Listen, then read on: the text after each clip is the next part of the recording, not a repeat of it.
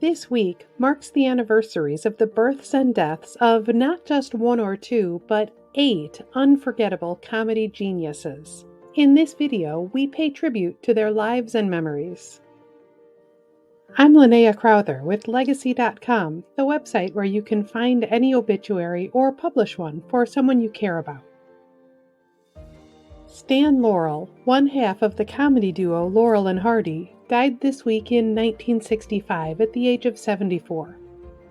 For over 3 decades, Laurel's pantomime, physical comedy, and slapstick humor alongside Oliver Hardy won over audiences and influenced countless comedians to follow.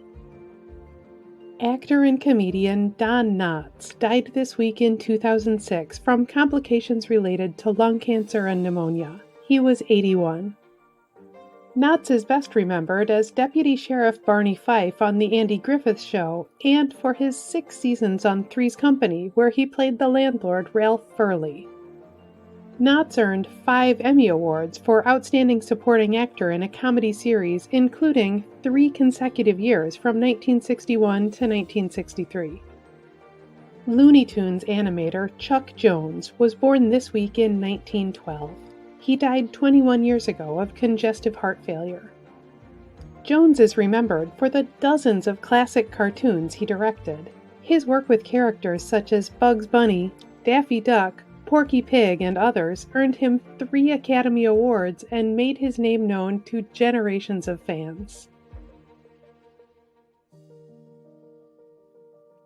Actor, director, and screenwriter Harold Ramis died this week in 2014 after a long illness.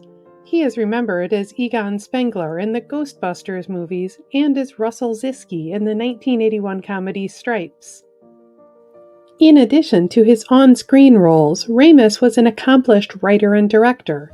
He directed comedy classics such as Caddyshack, National Lampoon's Vacation, and Groundhog Day.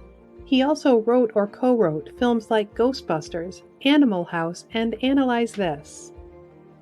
Actor and comedian Rue McClanahan was born this week in 1934.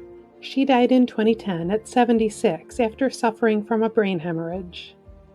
McClanahan is remembered for her hilarious and vivacious Southern characters, most notably Vivian Harmon on Maude from 1972 to 78, and Blanche Devereaux on The Golden Girls.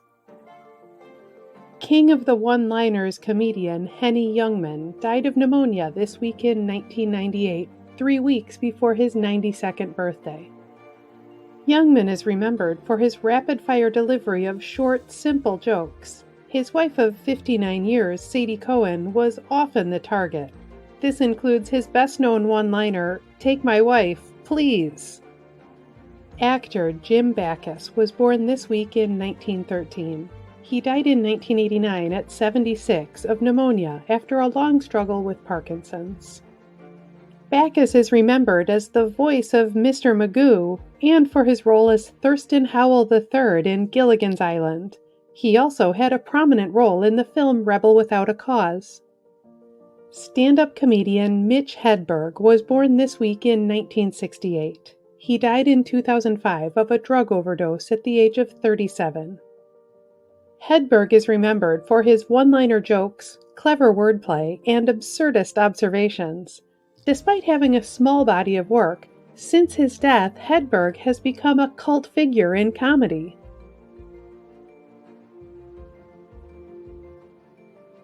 In addition to these great comedians, this week also marks several other notable anniversaries. Beatles guitarist and songwriter George Harrison was born this week in 1943.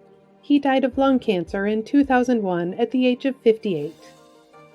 Often called the Quiet Beatle, Harrison is remembered for songs like Taxman, While My Guitar Gently Weeps, and Something.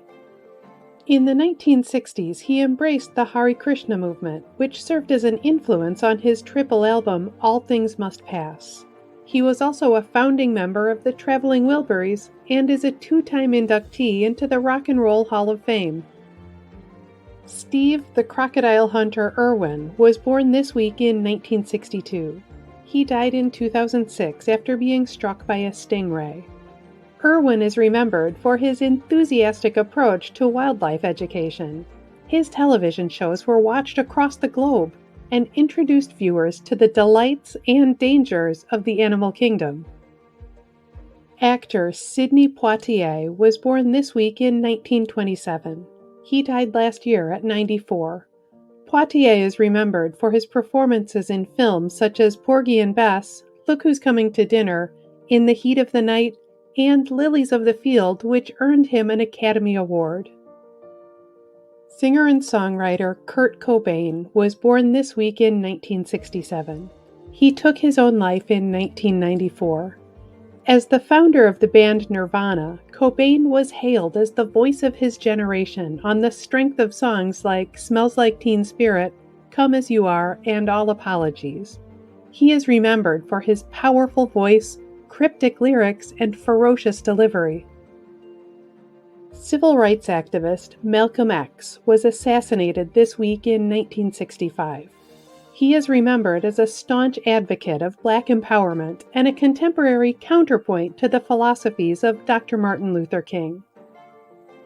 Film critic Gene Siskel died this week in 1999 at the age of 53 after suffering from a brain tumor.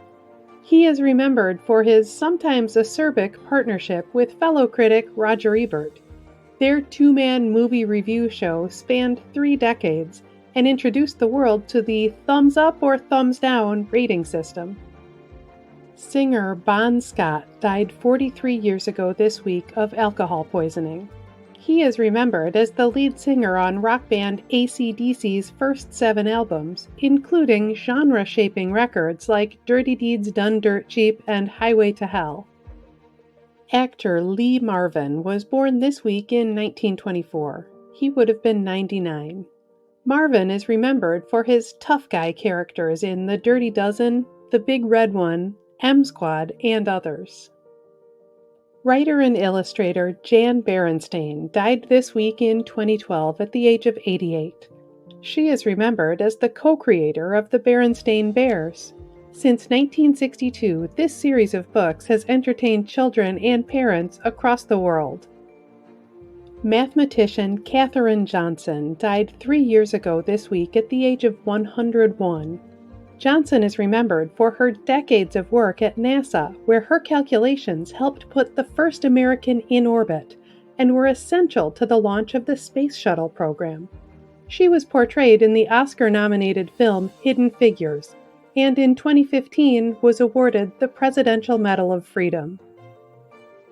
Businessman and Apple co-founder Steve Jobs was born this week in 1955. He died 12 years ago of pancreatic cancer. Jobs is remembered as a master marketer and one of the pioneers of the personal computing industry, helping turn Apple into a global giant.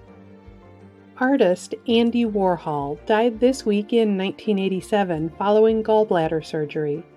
Warhol is remembered as one of the leading figures in the pop art movement and as one of the central figures in New York's counterculture scene of the 1960s and 70s.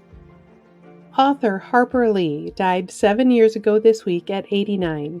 The sometimes reclusive author is remembered for her novel To Kill a Mockingbird, one of the most widely read books of the 20th century. Journalist and author Hunter S. Thompson took his own life 18 years ago this week. He was 67.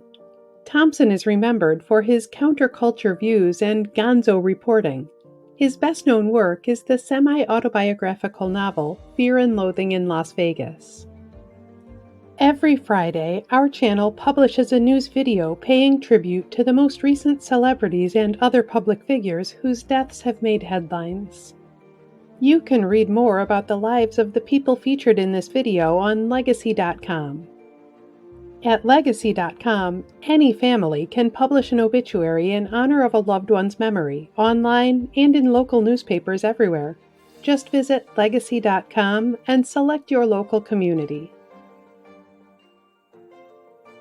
You can also follow Legacy.com on Facebook and subscribe to our channel on YouTube to stay up to date on national news deaths.